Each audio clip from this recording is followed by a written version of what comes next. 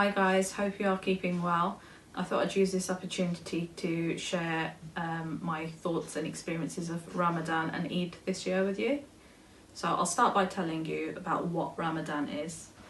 So Ramadan is the holy month in which Muslims usually fast.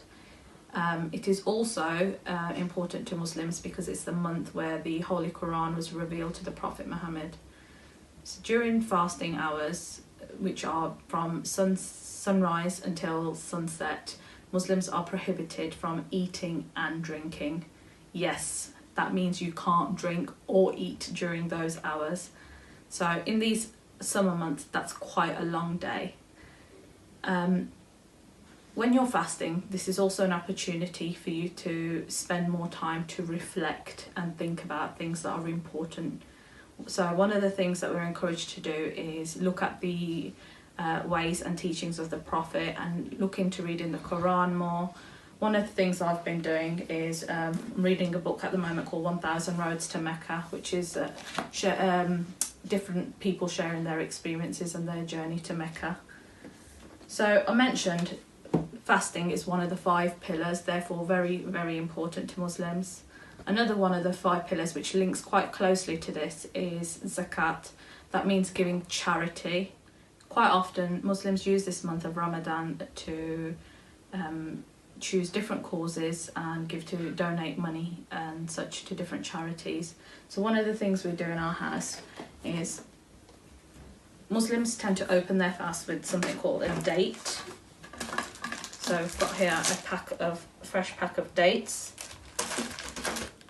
These dates come from different projects, so they tend to sponsor different orphans and they have different causes. So that's one of the ways me and my family choose to donate our money to charity. Another one of the things we do is we try to get our kids on board. So each day we give them a different task or give them a different phrase to think about. And it's usually to do with being charitable or being helpful or thinking about some good morals. And when they've completed that task, then we give them £1 for their reward chart, as you can see here. At the end of the 30 days, what they then do is they can choose a cause or a charity that, obviously with some help, that they wish to donate that money to. This year, Ramadan's been a little bit different to other years. Obviously, being in lockdown has meant that we can't get together with family and friends to open our fasts. We've got Eid coming up quite soon and we may not be able to see other people, so we've tried to make it so that we still embrace it within our household. One of the things that's been quite difficult for my husband and my son is they can't visit the mosque during Ramadan. So what we've done this year, if we just look over here, is we have created a mini mosque.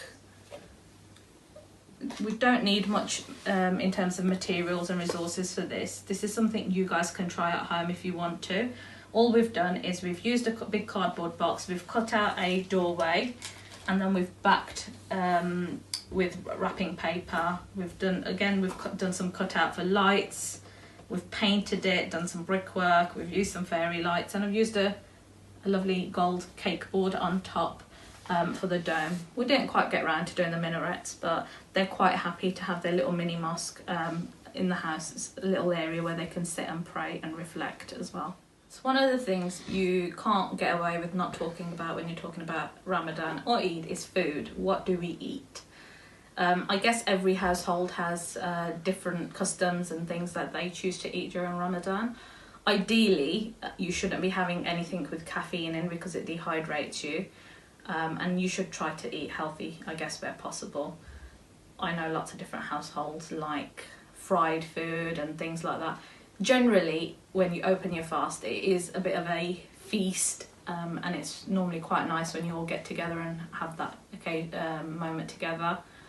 I tend to make just the same food I'd make on a normal regular day when we're not fasting, so nothing special there, but hopefully on Eid we'll make lots of different varieties of food and cakes. Started thinking ahead now with not long to go before Eid about how we can make it a little bit more special this time, especially considering we may not have the usual get together. So I want to make it as fun as you would if it were Christmas or any other celebration. So I thought I'd mention a couple of the things I'm doing. So just like with other parties, you can get ready-made party wear. So I've got some nice pretty plates with like Islamic type, Moroccan type patterns on, and you can get cups and napkins and all that sort of thing. So I've done that.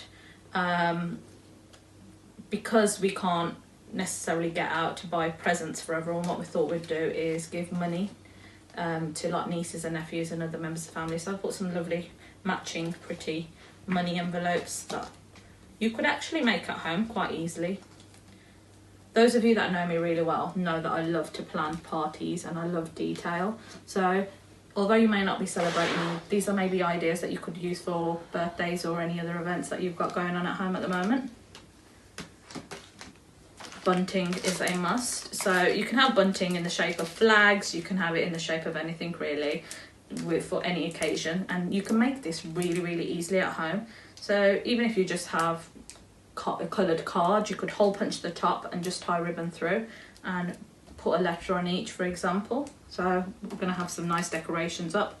I've bought a big Eid Mubarak balloon which we're going to have up hopefully as well on the day. So Christmas crackers are a must. So I was thinking, why not have Eid crackers?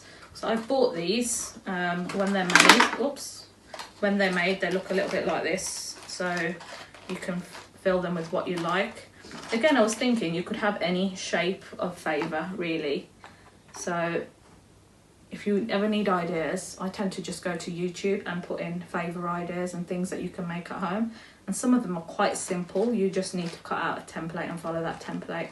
So I thought that would be a nice idea as well. Just a little decoration, flimsy decoration over here. But I thought it'd be quite nice if the kids painted that themselves and maybe stuck some gems on that. Other than that, we're going to try and make it a nice day just by making a variety of food, having some party games for the kids, probably having Zoom calls and FaceTime, etc. with family, and then obviously time for them to open their presents and have some time to play with those, and hopefully it will still be a nice day. Hope that's been a little bit of an insight of what Ramadan and Eid may look like for us this year. Take care and see you soon.